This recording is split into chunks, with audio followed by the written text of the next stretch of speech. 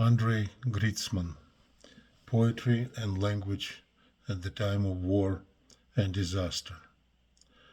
Our times are the times of war and disaster, no matter how far we are from the epicenters of the events. Poet feels the radiation effect of calamities. He or she feels the era. This is the time to gather stones, not to throw stones. Poets react to such events in different ways. In a way, this narrative could be called departure from the poems. In terms of that, the poems nowadays cannot adequately reflect the horror of the events or significance of the events. There is a plethora of noise from the metaphors of the brilliant turns of the poetic mastery. It is hard to read all this line of contemporary poetry trying to reflect the events. It still sounds as a self-satisfying moaning. The thing is that in the recent times, the feelings are moved into a different space, which is habitated by the catastrophe. Different space implies a different medium. It is felt that the poems do not reflect the reality, or rather, unreality of the events. Even the brilliant masters of contemporary poetry, especially now in Russian poetry, Ukrainian poetry, who write about the war, cannot adequately, in my opinion, reflect the horrendous events we're dealing with. The reality became more ominous and profoundly tragic than it is possible to express by the prosody of Russian poetry or Ukrainian or especially contemporary American poetry. And I will get to that somewhat later about the American poetry at the end of the presentation. So in this presentation, I would like to concentrate on four examples of greatest poets of 19th and 20th century that dealt differently but very adequately and appropriately with the events they lived through.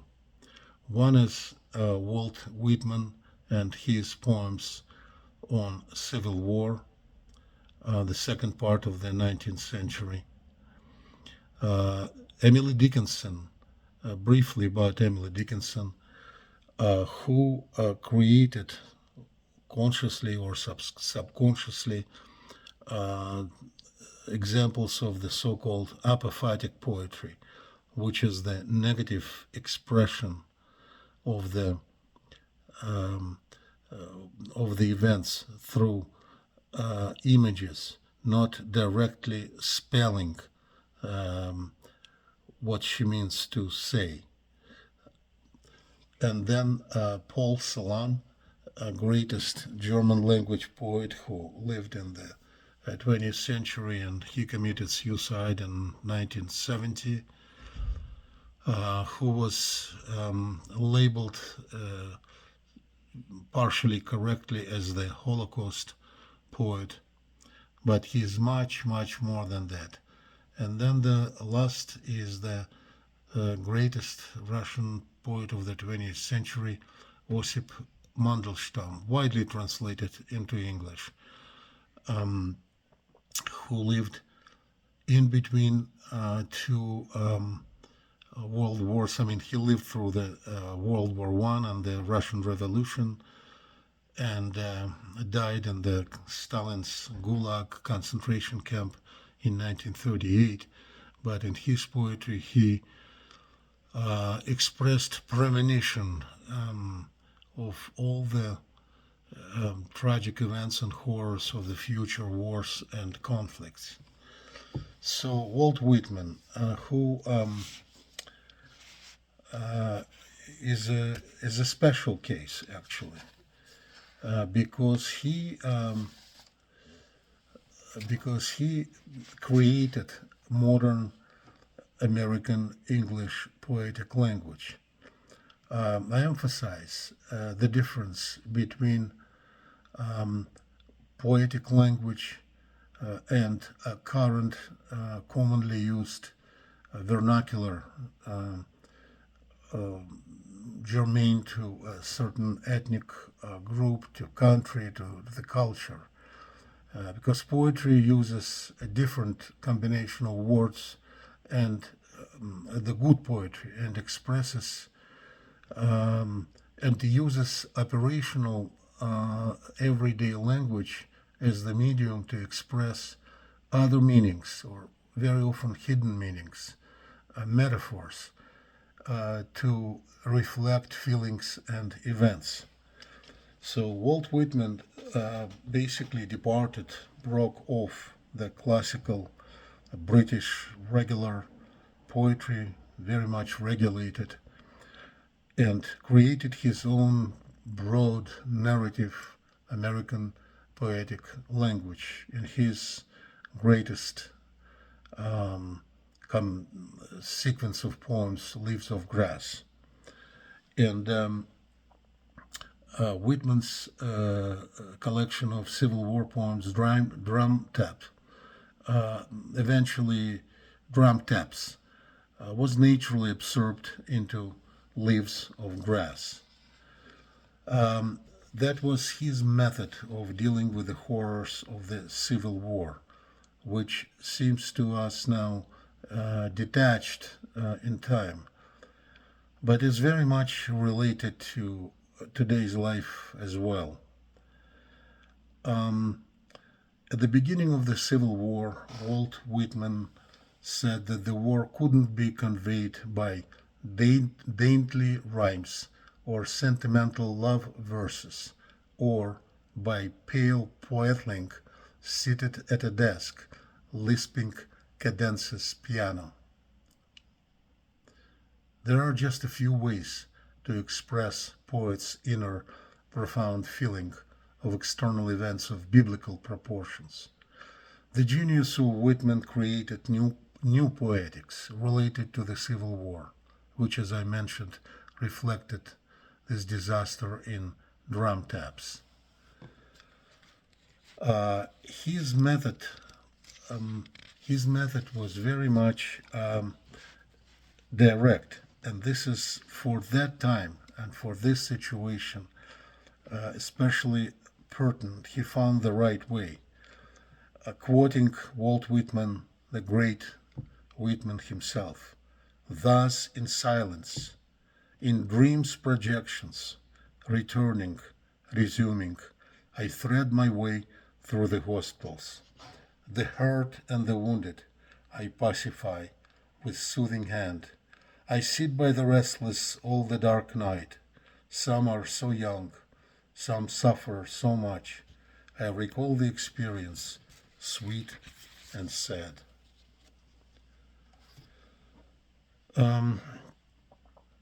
Or from a sight in camp in the daybreak, gray and dim. Over each the blanket spread, ample brownish woolen blanket, gray and heavy blanket folding, covering all. Curious I halt and silent stand, then with light fingers I, from the face of the nearest, the first just lift the blanket. Who are you, elderly man, so gaunt and grim, all great hair and flesh all sunken about the eyes? who are you, my dear comrade? In the early days of the conflict, Whitman had rather blithely announced that the war couldn't be conveyed, as I mentioned, by dainty rhymes or sentimental love verses. So that was Whitman's approach. Again, he was capable, because of his genius, to talk directly about the horrors of the Civil War, but creating his own new poetic American English language.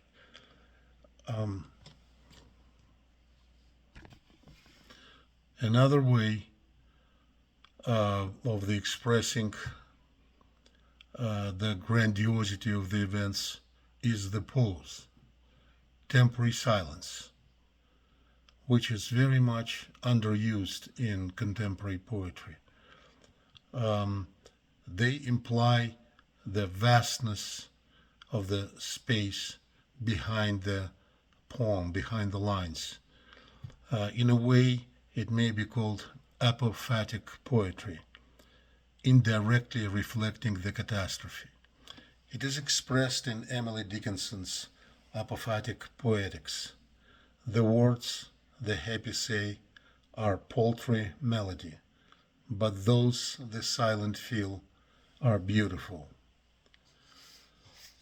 With her genius of being a hermit, never leaving her own space in Amherst, Massachusetts, in her apophatic poetry, she was able to express the tragedy of the century and premonition of the future tragedies.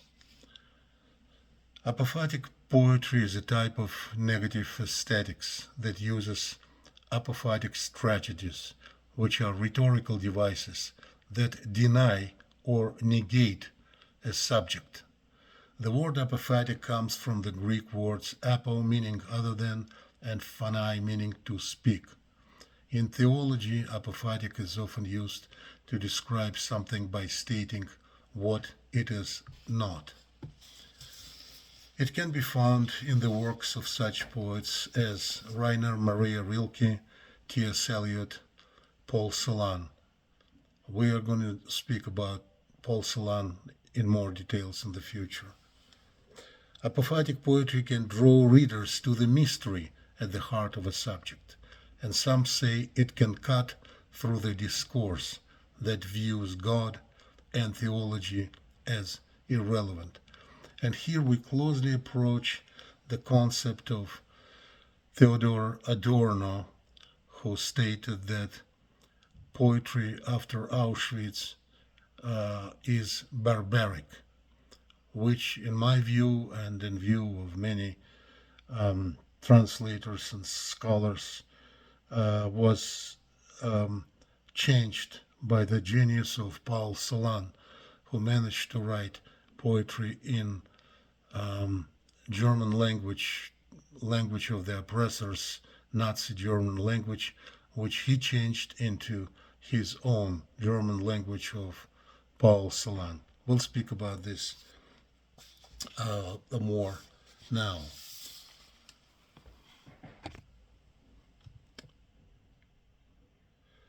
Greatest German language poet Paul Celan dealt with the horrors of the World War II and the Holocaust differently.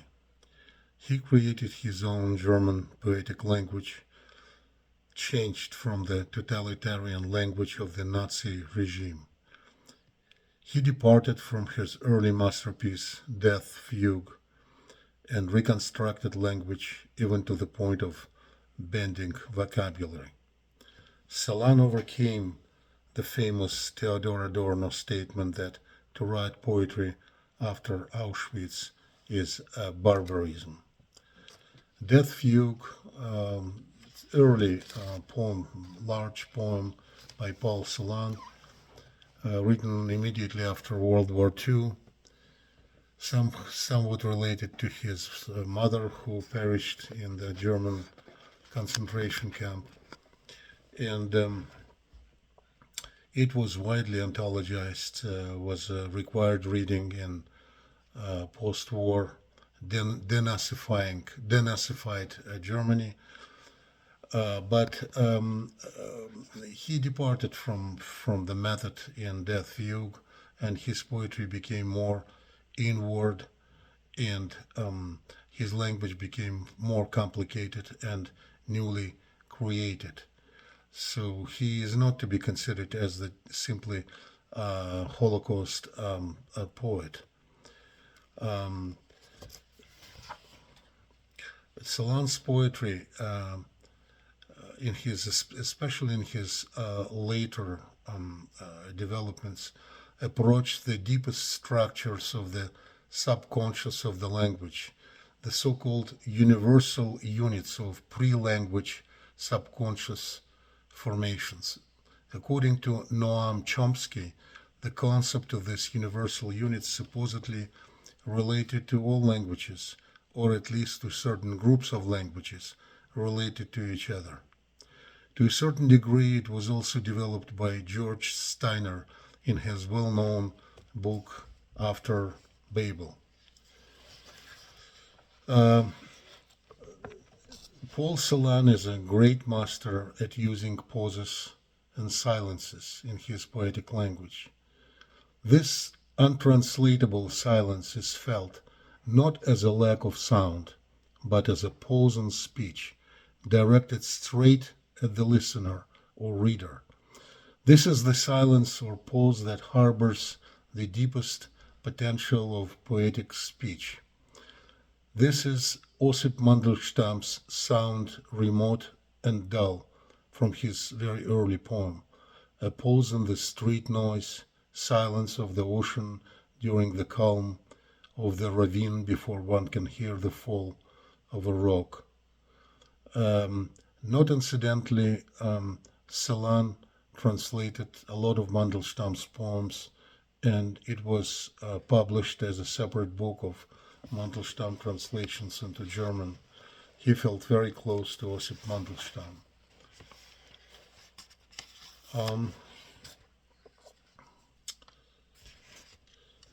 One has an impression that these later poems by Celan are concentric circles composed of three intimately linked units: language, thought, emotion, the circles becoming narrower and tighter. So my adapted translation: I hear the axe has flowered, I hear the place cannot be named, I hear the bread that looks at him heals the hanged man, that bread his wife baked him. I hear they call life the only refuge.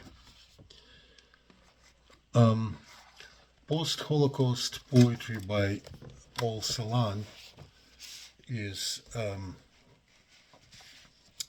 especially reflected in his masterpieces, mostly translated by Michael Hamburger, Pierre Juris, John Felstener. This is by Michael Hamburger. With a variable key, you unlock the house in which drifts the snow of that left unspoken. Always what key you choose depends on the blood that spurts from your eye or your mouth or your ear. You vary the key, you vary the word that is free to drift with the flakes. What snowball will form round the word depends on the wind that rebuffs you. Coming back to Theodor Adorno saying for a moment, and it has been ignored too often, is that poetry could still be written, only not as we had known it. That I started my presentation with this statement. The new language, the new poetry, would be a way of turning us toward that which is absent in our everyday world, that which stands apart in the world. This formulation, like Heidegger's clearing, betrays a religious sensibility. Um, as it was well known, Heidegger tremendously respected Paul Celan and was present at his readings and even organized his reading. And it's a famous encounter between Celan and Heidegger, who was, as we know, a Nazi in the beginning of the Nazi regime. After Auschwitz, however, God was under radical question. The space left by him, on the other hand, was not. Now, this is famous Celan masterpiece, Psalm, Michael Hamburger. No one conjures our dust, no one. Praised be your name, no one. For your sake we shall flower towards you, and nothing we were, our shall remain flowering.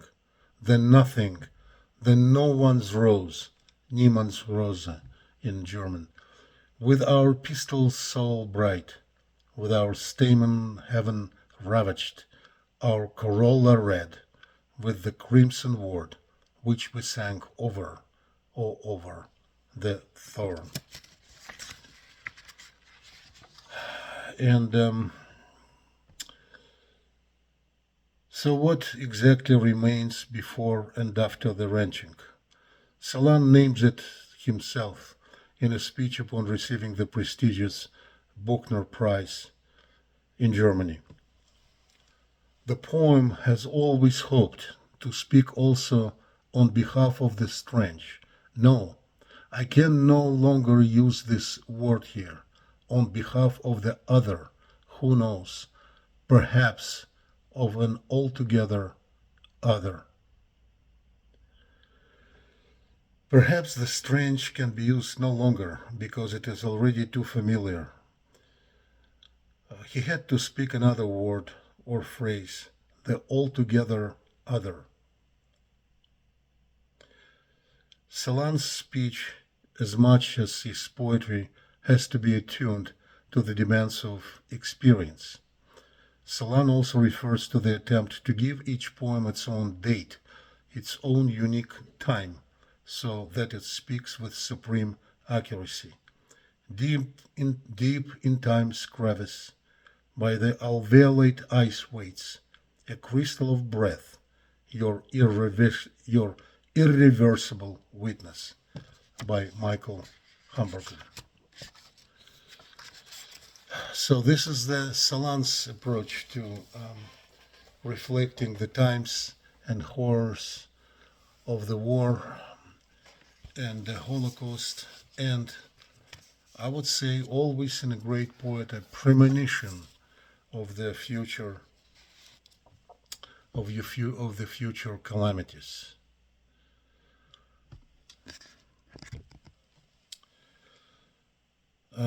Now, Russian history of the 20th and 21st centuries, kind of unexpectedly, also 21st century, is filled with wars and catastrophes. Great Russian poet Osip Mandelstam, whose main body of work falls between the two world wars, reflected World War I, oppression of the Stalin's regime, and premonition of future wars. In such great masterpieces, translated into English, Verses on the Unknown Soldier, Centuries Encircle Me with Fire, Old Crimea, on the horrible forced hunger in Ukraine in early 30s.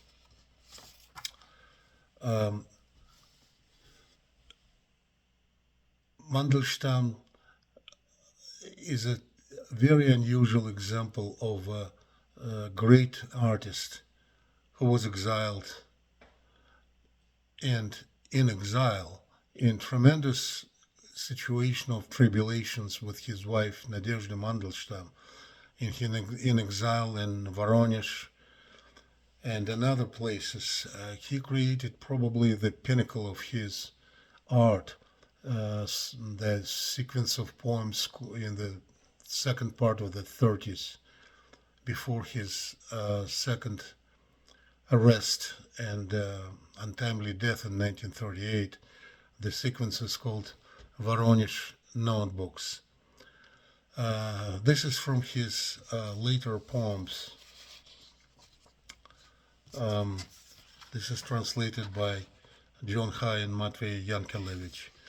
This air, its long range gunning hard, may it bear witness, and in the dugouts the windowless ocean of ardor, all-doing, omnivorous, substance and matter.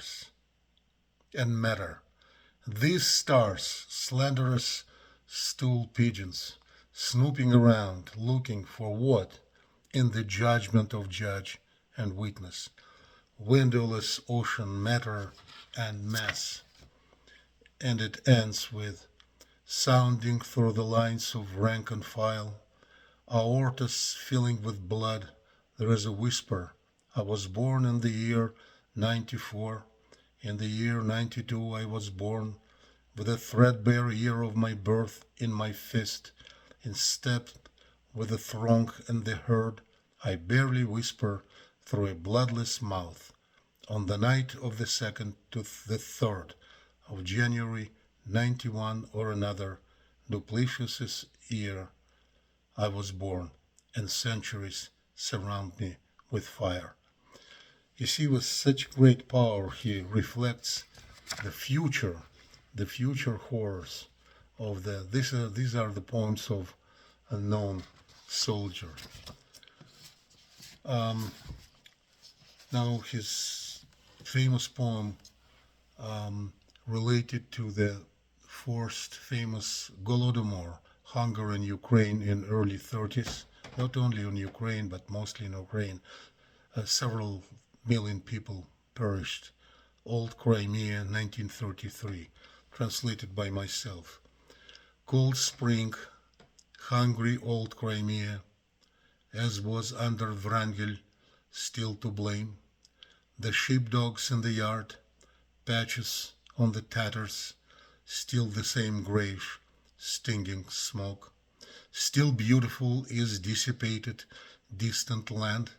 The trees with buds, which swollen a little bit, are standing strangers, and the almonds, framed by the yesterday's stupidity, are wretched. The nature doesn't recognize its own face, and fearful shadows of the Ukraine, Kuban, in their felt slippers, the hungry peasants, are guarding wicket gate, not even touching a ring. And from the Voronezh notebooks, Voronezh is a city in southern Russia, regional capital, where he was exiled there, and then they were wandering with his wife in that area. And this is related to her.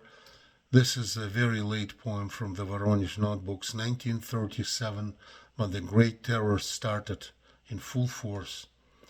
And it was right before the last arrest, before he perished. You are not dead yet, not yet alone. While with a beggar woman friend, you are delighted by the greatness of plains, by darkness, snow, blizzard, and cold. In the luxurious poverty, in powerful destitution, you live all calm and all consoled.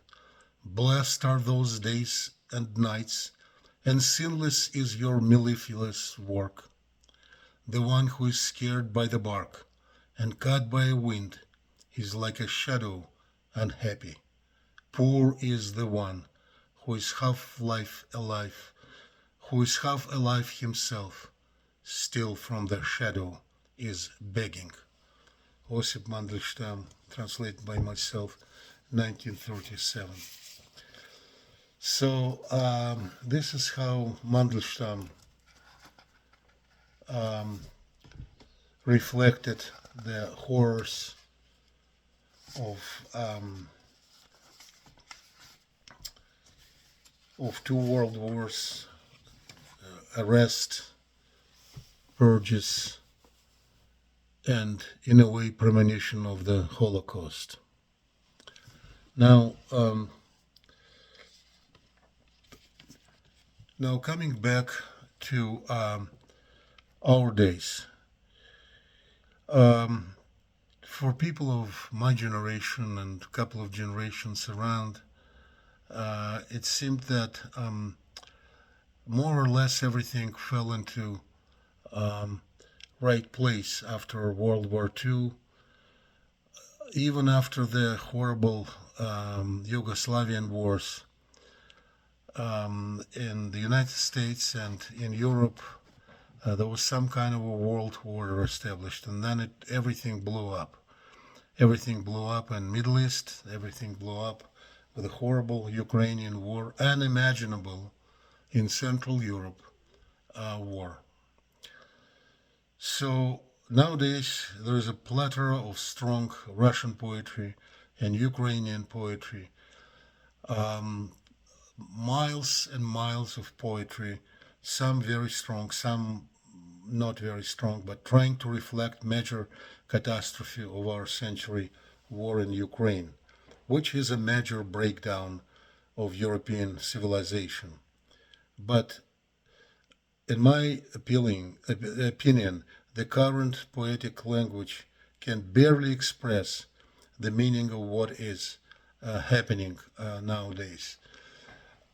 There is a feeling that it's probably the time to change the language, to change the approach, to silence poetry as we know it.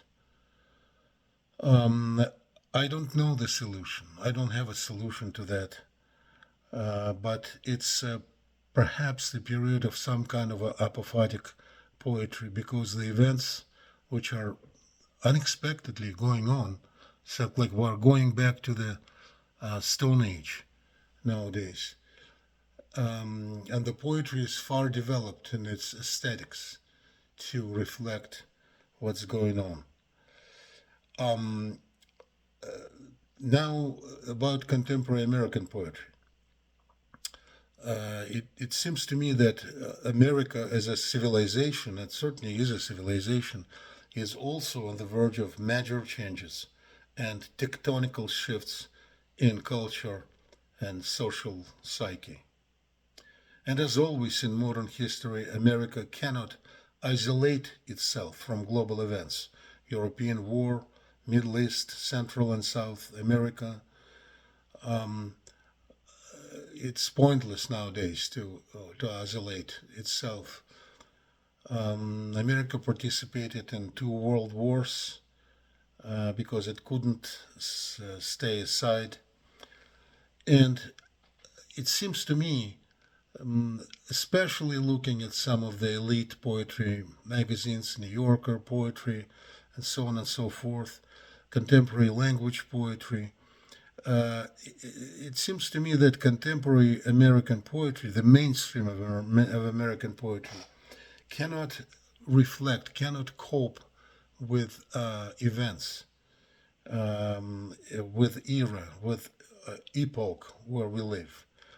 It's contemporary American poetry is marked with inward direction, self-psychoanalysis, linguistic exercises, and more departs from the raw power of Walt Whitman and deep, dark, apophatic premonition of Emily Dickinson.